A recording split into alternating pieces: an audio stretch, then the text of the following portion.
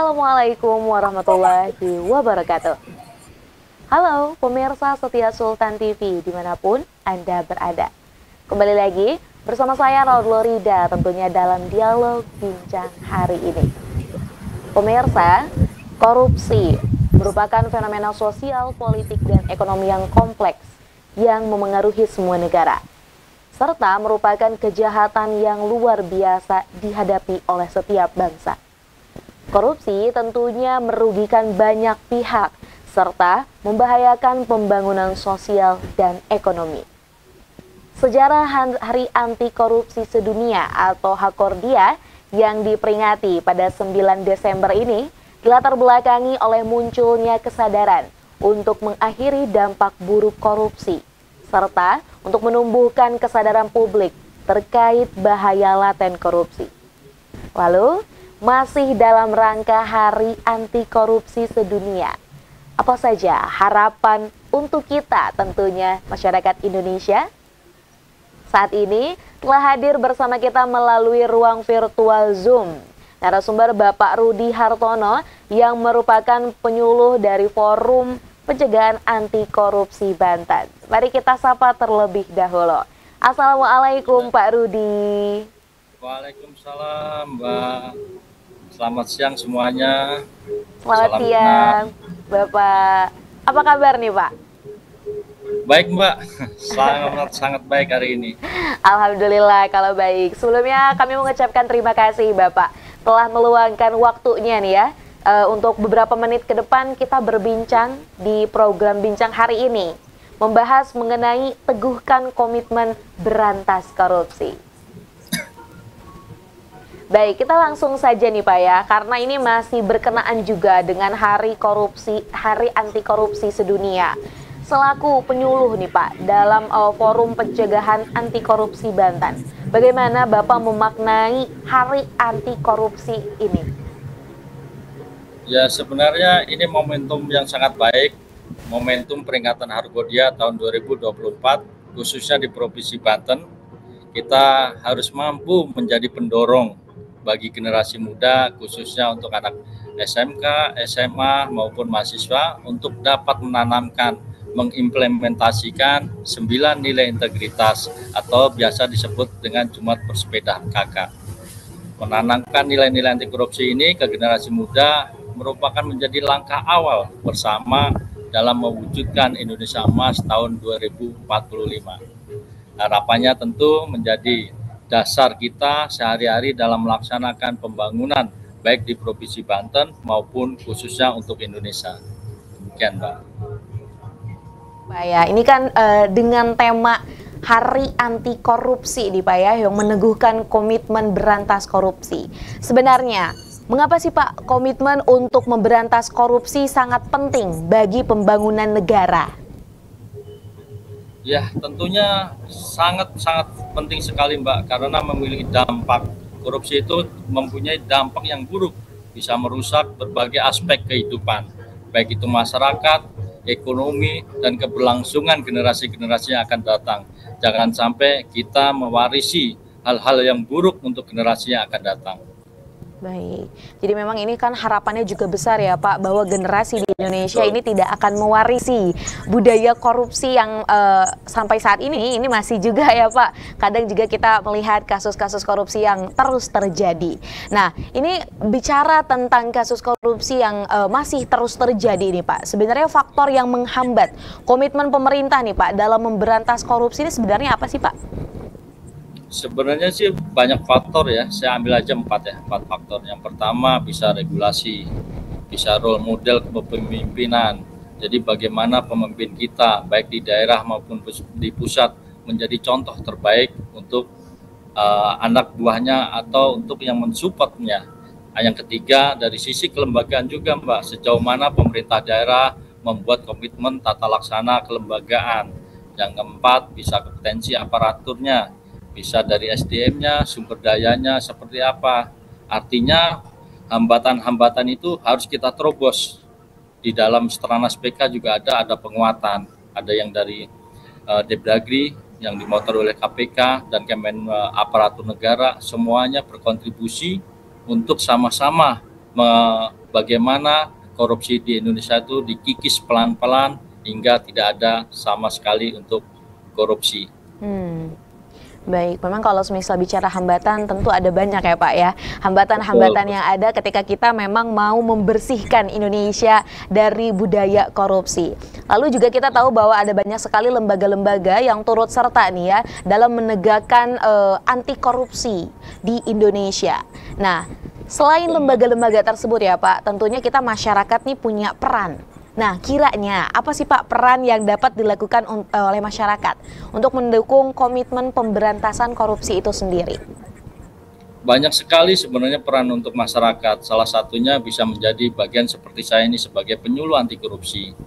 Jadi menjadi tangan kepanjangan tangan dari KPK, karena KPK sendiri hanya ada di Jakarta. Tentunya daerah dari timur sampai barat, dari Sabang sampai Merauke, tidak bisa dilakukan oleh KPK sendiri, memerlukan masyarakat. Tentunya seperti saya ini sebagai penyuluh anti korupsi, saya harap semua masyarakat bisa bergabung bersama kami, khususnya di Provinsi Banten, bisa menjadi bagian dari Forpak Banten. Artinya masyarakat bisa menyampaikan, mengedukasi masyarakat tentang apa itu korupsi, dampak korupsi, dan menjadi orang-orang yang anti korupsi. Yang kedua, masyarakat juga akhirnya akan sadar tentang korupsi, bahaya dari korupsi itu sendiri.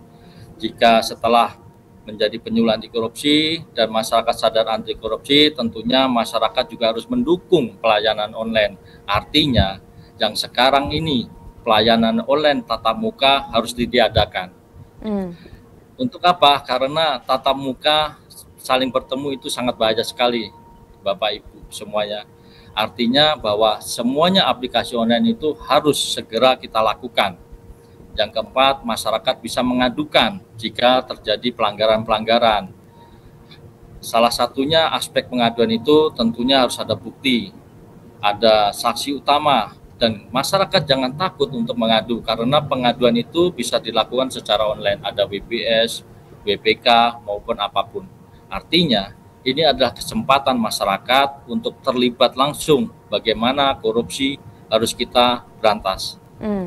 Itu aja sih Mbak. Baik, jadi memang ini masyarakat akhirnya juga punya peran penuh ya Pak ya. Karena kan tadi kalau kita lihat terkadang nih Pak ya, ini kan tindak korupsi ini dilakukan oleh elit-elit yang memang mempunyai jabatan lah ibaratnya. Namun kita juga tidak bisa menutup ya Pak bahwa ini kan dimulai dari hal-hal yang kecil.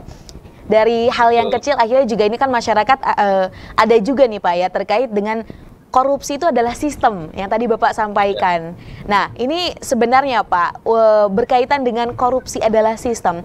Apa yang harus diubah terlebih dahulu untuk menghapuskan budaya korupsi dalam masyarakat dari skup yang memang terkecil lah gitu? Perlu digarisbawahi ya Mbak bahwa korupsi itu bukan budaya kita. Tidak terima budaya. Korupsi itu bukan budaya kita, artinya bahwa kalau itu bagian budaya tentunya ada nilai plusnya, ada nilai baiknya, ada nilai jualnya, di mana orang luar akan melihat Indonesia. Jadi kita sepakatin dulu bahwa korupsi itu bukan budaya kita. Terus bagaimana merubahnya? Tentunya sumber dayanya, manusianya harus dikuatkan dengan nilai-nilai anti korupsi.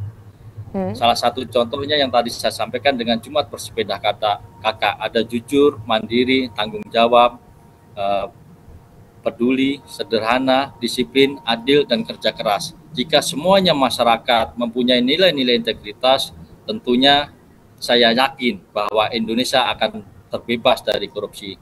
Dan yang terakhir, bahwa dalam sistem yang kuat, orang jahat akan dipaksa menjadi orang baik. Dan di sistem yang buruk, orang baik pasti akan terpaksa menjadi orang jahat.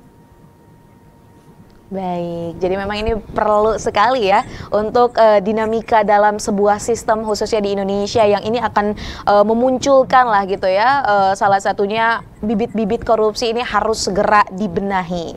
Nah kemudian ya Pak ya, tadi juga kan kita sudah membahas mengenai peran masyarakat itu sendiri, tapi ada juga kan Pak ya, masyarakat yang apatis, menganggap bahwa ya sudahlah, itu bukan urusan kami kalau membicarakan soal korupsi gitu ya Pak. Nah ini bagaimana nih Pak, upaya yang dilakukan untuk menanggulangi statement ataupun sikap apatis yang dilakukan oleh masyarakat terkait pemberantasan korupsi itu sendiri? Ya begini Mbak, Kalau saya akan mengutip dari Mata Najwa ya, bahwa korupsi itu bisa diibaratkan seperti bola salju. Sekali bergulir akan membesar dan terus melaju. Perlawanan tidak bisa dilakukan hanya KPK seorang. Perlu peran serta masyarakat, dan kita tidak perlu ikut-ikutan mencuri, dan kita harus menjadi orang-orang yang berintegritas, dan tentunya kita menjadi orang-orang yang anti korupsi. Oke, itu kutipannya cukup ngena ya Pak ya. Memang kalau misal kita tidak hentikan ya ini akan terus melaju. Dan ini butuh sekali perhatian dari masyarakat ya. Tentunya untuk akan sadar ini korupsi ini akan berdampak buruk ya Pak. Ini kan kadang juga beberapa orang menganggap bahwa harus kena batunya dulu nih ibarat ya baru paham. Padahal ini jangan nunggu batunya dulu, dan ini kita mulailah untuk bisa mengantisipasi. Nah, tapi ini ngomong-ngomong tentang korupsi juga ya Pak. Ini kan bergulir juga, masih banyak sekali kasus-kasus yang terjadi di Indonesia. Nah, ini kan tentunya ketika ada orang yang tersandung kasus korupsi, ada juga hukuman yang disiapkan. Nah, ini bicara tentang hukuman. Sebenarnya Pak, hukuman berat saja tuh cukup nggak sih Pak untuk memberantas korupsi? Atau ternyata ada nih pendekatan lain yang cukup efektif untuk membuat jerak seseorang sehingga tidak tercemplung lagi atau bahkan terlibat dalam kasus korupsi? Sebenarnya pemerintah khususnya KPK itu sudah bergerak mengedukasi baik itu di tingkat pejabat maupun masyarakatnya, dan kita sebagai penyuluh anti korupsi tentunya terus melakukan sosialisasi dampak buruk dari korupsi. Artinya jika semuanya tergerak, semuanya bergerak, tentunya perlu dukungan dari regulasi yang ada di DPR. Jika regulasi itu baik, regulasi itu benar, maka saya yakin bahwa anti korupsi apapun itu hukumannya, apapun yang akan diterima oleh mereka yang terjerat kasus korupsi, yang paling penting adalah hukuman dari masyarakat itu sendiri. Oke, jadi memang kalau kita lihat hukumannya bukan hanya sekadar hukuman pidana, tapi ada hukuman sosial ya Pak, yang memang ini juga berat sekali dihadapi lah gitu oleh para pelaku ataupun tadi yang terlibat dalam kasus korupsi. Nah, tapi menurut Bapak selaku penyuluh dari Forum Pencegahan Anti Korupsi ini Pak ya, apakah komitmen pemerintah untuk memberantas korupsi sudah benar-benar tercermin Pak dalam tindakan nyata atau justru sebaliknya? Kita sebagai masyarakat tentunya harus positif terhadap pemerintahan, baik itu pemerintahan sekarang. Artinya bahwa jika kita harus mempercayai pemerintahan, kita harus tetap mensupport, kita harus tetap bergerak bersatu padu bahwa korupsi adalah musuh bersama, korupsi adalah kejahatan bersama, kejahatan yang harus kita hapuskan. Artinya jika semuanya tergerak baik dari sistem pemerintahan, masyarakatnya, saya yakin bahwa korupsi di Banten maupun di Indonesia lama-lama akan terkikis. Baik, jadi memang perlu itu ya Pak ya, hal-hal yang kita dapat lakukan, bukan hanya pemerintah saja, namun berbagai pihak dan seluruh masyarakat tentunya ini mempunyai andil dalam memberantas korupsi. Tapi ini berbicara tentang korupsi, masih dalam suasana hari anti korupsi sedunia nih Pak ya. Tantangan apa sih Pak yang memang ini dihadapi ya dalam memberantas kasus korupsi khususnya di Indonesia? Tantangannya yaitu peran serta masyarakat. Masyarakat harus terlibat, masyarakat harus memonitoring baik itu pemerintahan yang ada atau pemerintahan daerah maupun pemerintahan pusat. Artinya jika masyarakatnya peduli bahwa korupsi adalah musuh bersama, saya yakin, saya percaya bahwa korupsi di Indonesia akan habis. Baik, itu adalah sebuah tantangan ya. Dengan penegakan hukumnya bagaimana nih Pak? Apakah itu juga menjadi satu tantangan? Karena kan kadang suka ada juga ya Pak ya, kita tidak bisa menutup mata juga. Kadang kong-kali-kong nih Pak ya. Yang satu berbuat korupsi ternyata yang lain juga kebagian. Nah, apakah ini juga termasuk satu tantangan? Dan apa sih Pak kira-kiranya solusi yang dapat dilakukan? Kalau untuk regulasi, tentunya saya harapannya generasi yang akan datang setelah kita kasih pemahaman bahwa nilai-nilai integritas itu penting, artinya bahwa mereka-mereka nanti yang akan duduk di sistem pemerintahan, baik itu eksekutif maupun legislatif, kalau mereka sudah tertanamkan nilai-nilai 9 nilai integritas, saya yakin keputusan yang mereka perbuat pasti untuk masyarakat, untuk kebaikan bangsa kita. Sebagai pejabat tentunya saya berharap mereka itu sudah harus selesai dengan urusan sendiri. Untuk kedepannya harus memikirkan bagaimana masyarakat dan bangsanya. Baik. Dan kemudian nih Pak, yang terakhir, apakah Indonesia perlu gitu untuk membuat satu ibaratnya regulasi dan juga hukuman mungkin ya Pak ya, ini kepada para pelaku korupsi seperti negara-negara lainnya Pak, ada yang juga memberikan hukuman ya, hukumannya cukup berat ya Pak ya, bahkan sampai ada yang hukuman mati. Apakah Indonesia perlu untuk melakukan ataupun memberikan hukuman tersebut kepada para pelaku-pelaku korupsi yang ada di Indonesia? Saya rasa semua masyarakat sepakat bahwa pelaku korupsi harus dihukum seberat-seberatnya. Artinya kalau perlu hukuman mati, dan yang terakhir asetnya harus dirampas oleh negara. Betul. Nah iya, ini bicara tentang aset ya Pak, karena kan juga kita lihat bahwa di Indonesia sendiri ada banyak kasus korupsi yang akhirnya dipidana, kemudian juga ada yang mendapat gerasi sehingga tadi hukuman pidananya tidak sesuai dengan yang harus didapatkan, dan gitu ternyata aset-asetnya ini ya masih ada. Jadi kalau keluar dari penjara pun ternyata masih kaya gitu Pak ya. Jadi ini salah satu solusinya adalah adanya perampasan aset itu ya Pak. Betul. Dari sisi saya sebagai masyarakat, sisi saya sebagai penyuluh anti korupsi, aset itu paling utama. Setelah mereka dimiskinkan, saya rasa teman-teman atau orang pun yang akan melakukan korupsi akan berpikir 1000 kali. Baik. Baik Bapak, tidak terasa sudah hampir 20 menit nih Pak kita berbincang mengenai korupsi, bertepatan juga dengan Hari Anti Korupsi Sedunia yang memang ini masih berlangsung juga ya Pak. Bapak juga hari ini sedang mengikuti acara tentunya di Jakarta, betul ya Pak? Betul ya, betul Mbak. Kita melakukan 3 hari kegiatan, dari mulai hari kemarin pembukaan dan sekarang penguatan kelas-kelas untuk semua para paksi. Dan yang besok adalah hari penutupan. Baik, nah ini juga akhirnya menunjukkan komitmen ya Pak ya, tentunya dari lembaga-lembaga pemerintah khususnya yang berkonsentrasi di penegakan hukum berkaitan dengan korupsi, bahwa memang korupsi ini merupakan masalah besar dan perlu upaya yang sungguh-sungguh untuk dilakukan pemberantasannya di Indonesia.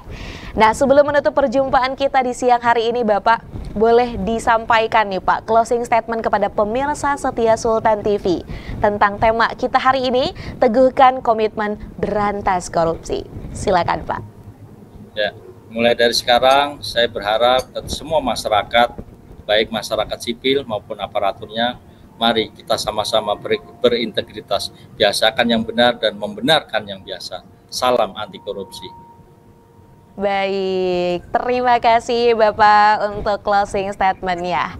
Dan semoga apa yang kita perbincangkan hari ini juga dapat bermanfaat untuk seluruh pemirsa setia Sultan TV. Jadi ingat bahwa memang korupsi itu adalah hal yang patut kita perangi bersama-sama demi mewujudkan Indonesia lebih baik lagi. Terima kasih Pak Rudi atas waktunya siang hari ini. Selamat melanjutkan aktivitasnya kembali nih Pak di acara KPK. Terima kasih. Baik, sehat dan sukses selalu Bapak. Kita tutup perjumpaan kita siang hari ini. Terima kasih. Pemirsa setia Sultan TV dimanapun Anda berada.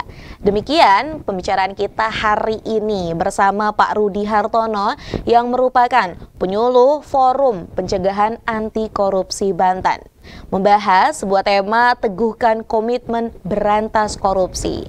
Masih dalam rangka memperingati Hari Anti Korupsi Sedunia.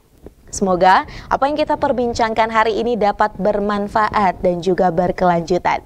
Saya, Raud Lorida dan segenap kru yang bertugas hari ini mengucapkan terima kasih, pamit undur diri. Sampai jumpa. Wassalamualaikum warahmatullahi wabarakatuh.